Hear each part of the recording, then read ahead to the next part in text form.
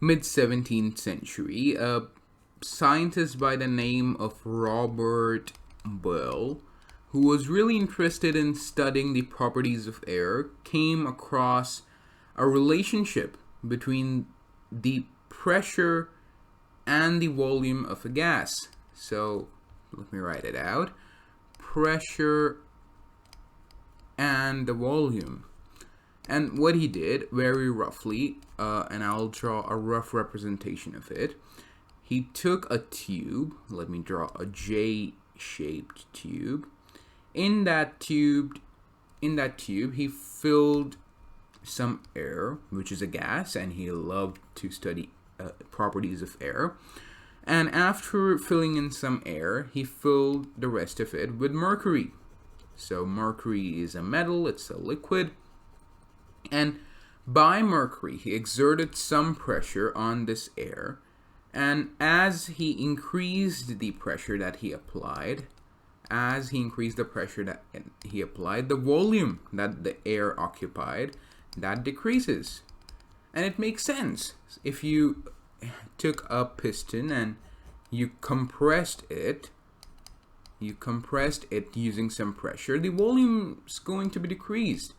But what was really interesting is that he found an explicit relationship, and that was that the pressure is inversely proportional to the volume that the gas occupies. This pressure is inversely proportional to 1 by the volume.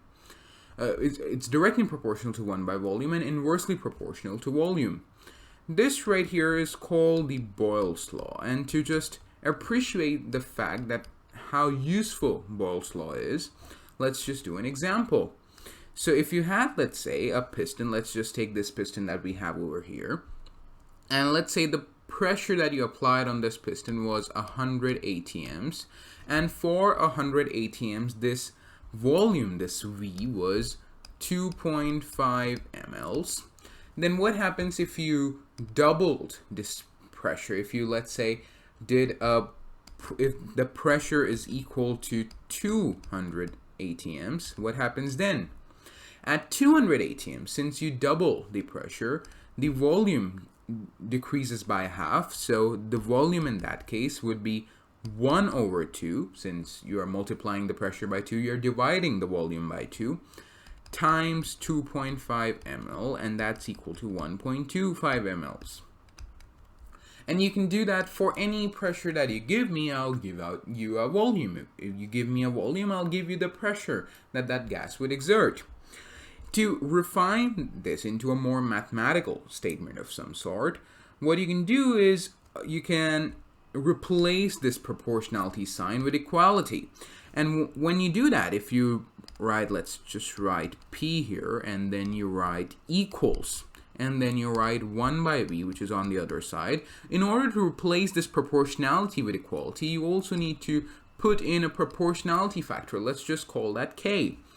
Multiply with V on both the sides, and you will get P times V. That is equal to a constant. P times V is equal to a constant. So what that means is that if you take two different instances, let's take in the first state you have pressure 1 and volume 1. In the second state you have pressure to be P2 and volume to be V2. Then you can write that P1 times V1 is equal to P2 times V2. Notice a few more facts. Here we fix the amount of gas, that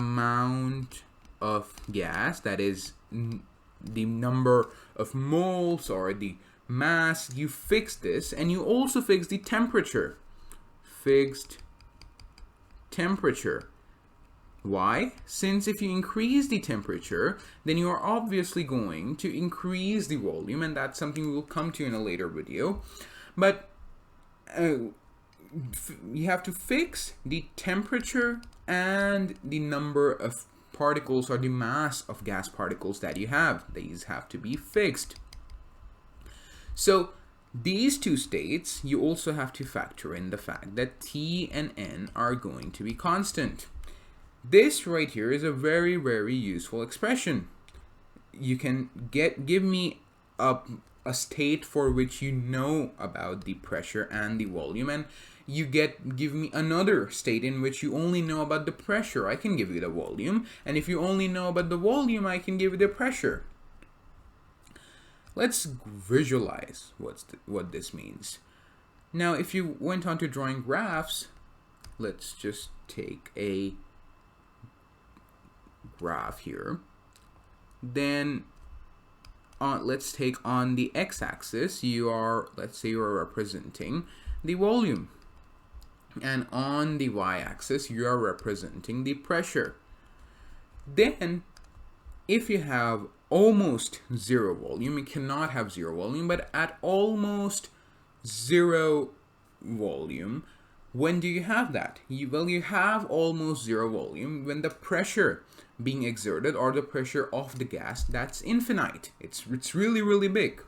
So the graph starts off somewhere here. It starts off somewhere at sort of infinity, and as you increase the volume, as the volume increases, the pressure decreases.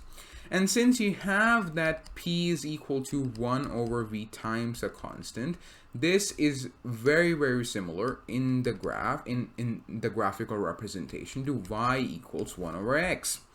And so if you wanted to draw this, there is an asymptote here. That means it's not really intersecting the y-axis or the x-axis anywhere, but it's sort of at infinity, it touches them.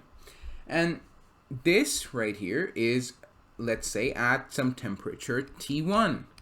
If you wanted to draw the same graph for, let's say, a different temperature, if you wanted to draw it for T2, what happens then? Well, at T2, what will change? The pressure and volume, let's say at certain volume V prime, at V prime, let's say the pressure originally was P1. What happens if you change the temperature? So if you change the temperature a bit, there are two things that are bound to happen. If you increase the temperature, let's say if T2 is greater than T1, well, first, the pressure is going to increase. Since you are having a closed system, an open system doesn't make any sense because the gas will just run away. If you have a closed system and you increase the temperature, the number of collisions that takes place, that increases, so the pressure also increases. So P2 is greater than P1. So for this given value of the volume, you will have a greater pressure. So somewhere here, you will observe, you can say that for all values of V that will lie on the x-axis, the resulting value of the pressure that you get will be greater than that for a smaller temperature. So really here, what changes is K. This K is dependent on the temperature. And we will come to this when we talk about the ideal gas equation. But for now, let's just focus on what happens in the case of fixing the temperature. So for a fixed temperature T, when you get this graph, when you increase that fixed temperature, you take it to T sub 2, then you get a graph that's going to look something like this. So it will be a bit on the upper hand, it will be a bit shifted to the up than at a lower temperature. If you had a T3, if T3 was smaller than T1, so it's the smallest temperature of it, you can guess that if T3 is smaller, then the number of collisions that result in the pressure decrease, so the pressure also decreases. So P3 decreases as well. So if this was P2, then the P3 will be smaller than this. So the graph of this T3 case, that's going to lie on the lower hand of this yellow graph. It would look something like this. And I'm not giving an exact graph here, but just an idea of how these graphs change. And since these graphs are drawn, these three graphs, the yellow one, the red one, and the pink one, these are drawn at constant temperatures. These are known as isotherms. Iso meaning constant and therms referring to temperature. These are isotherms representing the Boyle's law.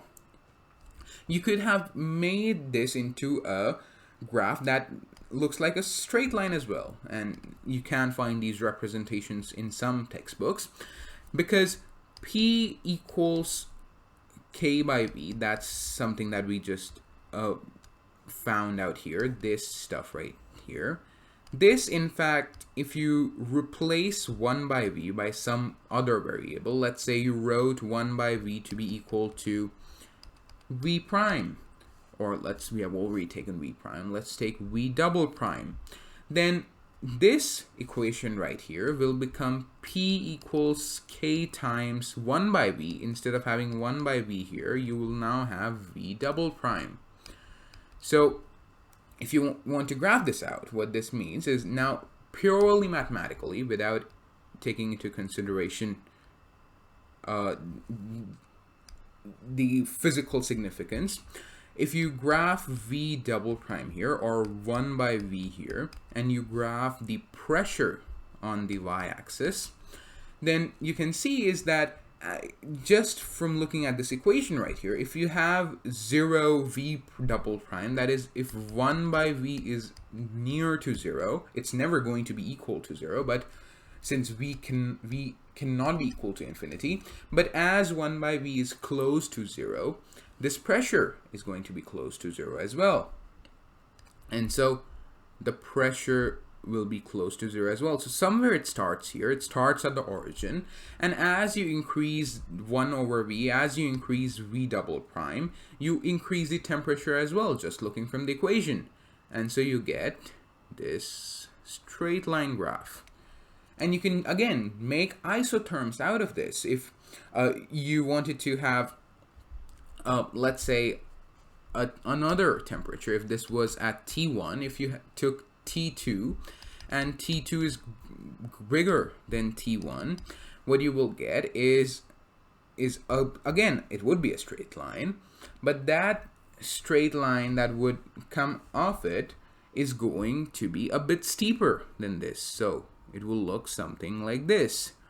And a reason for this, you might speculate, comes from the fact that here the K increased as you increase the temperature.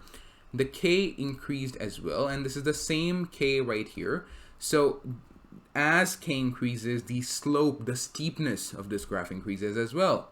So if this was T2, then as you increase T2, as you increase the temperature, the more steeper this graph will get. You can put in any numbers for the Boyle's law and you will get a really, really nice expression. A few facts though. First thing, Boyle's law was discovered. Boyle did this experiment at a time when machines were not that capable. The apparatus that he used couldn't reach really, really high temperatures. So it couldn't reach really, really low temperatures. It couldn't reach any extreme pressures as well. So this Boyle's law is really, really valid. It's valid for normal temperatures and pressures. But as you, let's say, went to a very, very, very low temperatures, the deviations that Boyle's law show are very, very significant. So Boyle's law won't be valid there. No Boyle's then. If you had very, very high pressures, then again, there would be no Boyle's law applicable out there. Since then, the gas sort of does not act as anymore as an ideal gas, and we'll get to ideal gas concept. It will behave much more like a real gas, and we'll also get to real gas. See you in the next video.